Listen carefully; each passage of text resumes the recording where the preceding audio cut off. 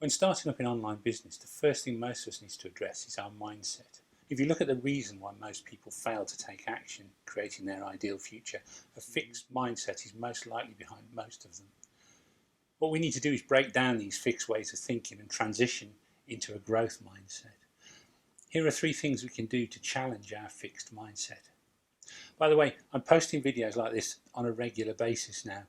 If you find this valuable, please like and subscribe. It really helps the channel, and if you hit the bell icon, you'll get notified when I add new content.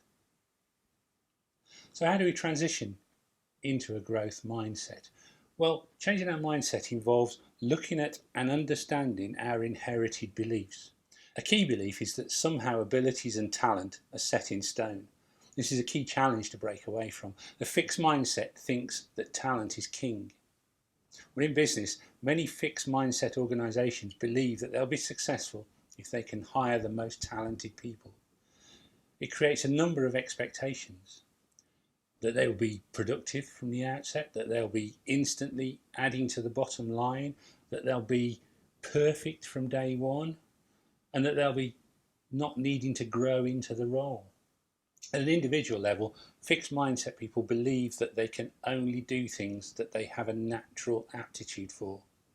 They're quick to judge themselves and are intolerant of mistakes and tend to be constantly seeking approval.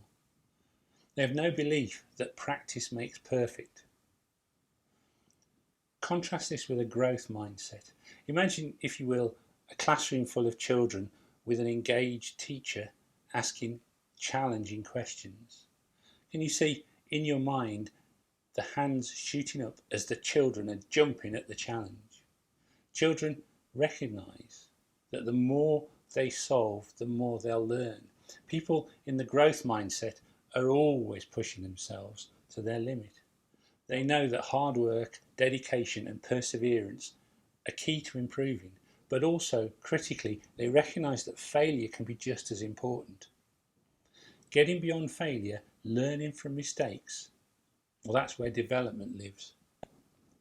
Another aspect of the growth mindset is about not necessarily being the best, just pushing themselves to be the best that they can.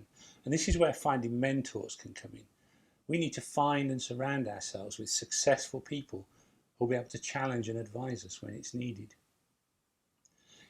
In her book, Mindset, The Psychology of Success, Carol Dweck cites great examples of the approach of 2 major CEOs, both of whom had achieved success. However, only one of these experienced a lasting fulfillment of a growth mindset.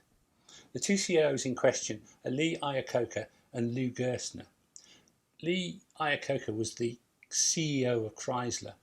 He'd managed to bring Chrysler back from the brink of collapse through his swift decision making and a good feel for engaging the most talented employees. He cultivated a hero culture with himself at the helm. Much of Iacocca's success was fueled by animosity against his previous employer, a certain Henry Ford. Iacocca had expected to be part of the succession plan for that company and had harboured a long-standing grudge when this turned out not to be the case. On achieving the Chrysler turnaround, Iacocca began to rest on his laurels, becoming defensive of his status within the industry. He channeled his energy into his own image. He famously rejected designs of new models presented to him by his best designers. Well, the outcome of this bad decision was that the company was ill-equipped to meet the growing challenge from the smaller Japanese imports at the time. Iacocca was eventually retired at the hands of the very team of ex-Ford directors that he had brought into the company. Contrast this with Lou Gerstner. Lou was brought into a failing IBM to turn around what was then the biggest computer company in the world. IBM was best known for its mainframe computers, which powered the entire corporate world pretty much.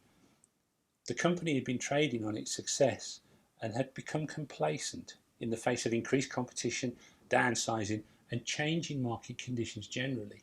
What he discovered was a culture of divisions with massive hierarchy, often competing with each other. There were turf wars and it seemed as if the customer was secondary. Well, this manifested itself in large deals which would fail due to lack of follow-up. The first thing he did was to engage with the front line. He sent a letter to all staff promising to meet as many of them as possible over the first few months of his appointment. He also engaged with the customers to understand their frustrations. The outcome was a complete overhaul of the company culture. Politicians were fired and people were rewarded for helping their colleagues.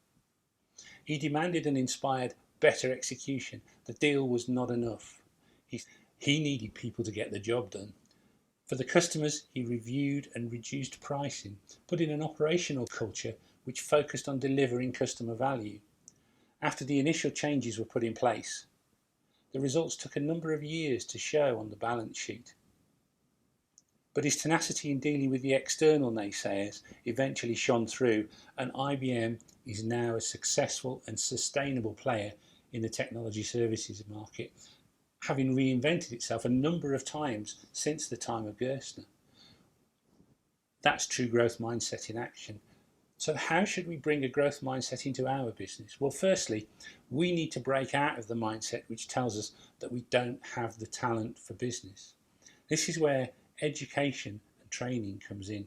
We need to find training and mentorship to allow us to grow, modelling successful behaviours when we find them. Secondly, we need to embrace mistakes and failure. This is where growth and development come from.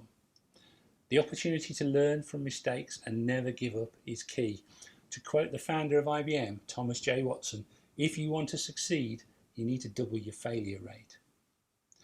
And thirdly, practice and tenacity, never giving up. Don't accept when something's not working. Always look for an alternative way forward.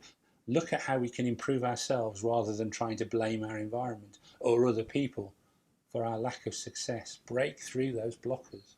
And finally, we need to understand our own fears, because our successes lie beyond our fears. If any of this resonates, I've partnered with an amazing organisation who can help transform your mindset around online business. I'll put a link in the text below to let you have access to a free video series introducing the subject of online business. Let me have your email address and I'll send these out to you. And finally, don't forget to give us a like and comment below if you find this useful. Let me know if there are any areas you'd like me to cover in future videos. And don't forget to subscribe and hit the bell icon to get more of the same. Thanks for watching, and I'll catch you again soon.